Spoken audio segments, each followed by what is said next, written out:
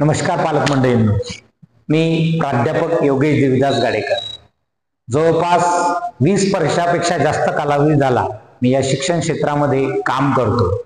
मेहकर शहरामध्ये बालाजी क्लासेस या नावाने मी कोचिंग क्लास चालवतो. माझा या 20 वर्षाचा अनुभव असा सांगतो की आपल्या महाराष्ट्रातील आपली जी मराठी भाषिक मुले सामान्यतः ही या 3 बोर्डामध्ये शिकतात. यामध्ये ICSE बोर्ड, CBSE बोर्ड आणि स्टेट बोर्ड. आता ICSE बोर्डाबद्दल सांगायचं झाल्यास याच्या आपल्याकडे फारशा शाळा नाहीत. मोठ्या सिटीमध्येच याच्या शाळा आहे. त्यामुळे आपल्या ग्रामीण भागातली मुलं या बोर्डामध्ये शिकत नाही.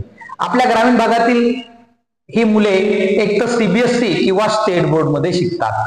त्यातल्या त्यात स्टेट बोर्ड मध्ये आपली मुले जास्त शिकतात. का? कारण स्टेट बोर्डाच्या ज्या शाळा आहेत, अनेक सरकारी शाळा स्टेट बोर्डामध्ये कार्यरत आहेत.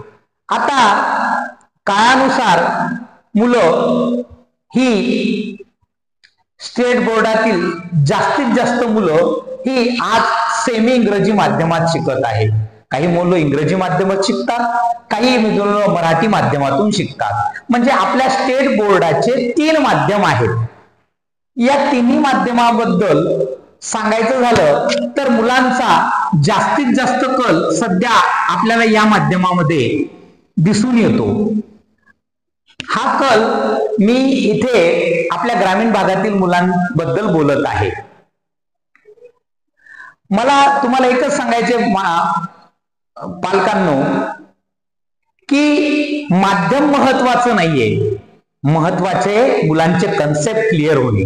मी अनेक मुलं पाहिली जी मराठी माध्यमातून शिकली असतील, सेमी इंग्रजी माध्यमातून शिकली असतील, त्यांनी पण नीट क्रॅक केली, त्यांनी पण JEE क्रॅक केली. माझे स्वतःचे 2 विद्यार्थी NDA ला गेले. ते विद्यार्थी त्यातला एक सेमी इंग्रजीचा होता, एक CBSE चा होता. म्हणजे असं काही नाही की CBSE मुलं जातील किंवा स्टेट बोर्डातलेच जातील किंवा ICSE जातील. तर तेव्हा पालकांना एकच विनंती आहे की मुलांच्या गुणांपेक्षा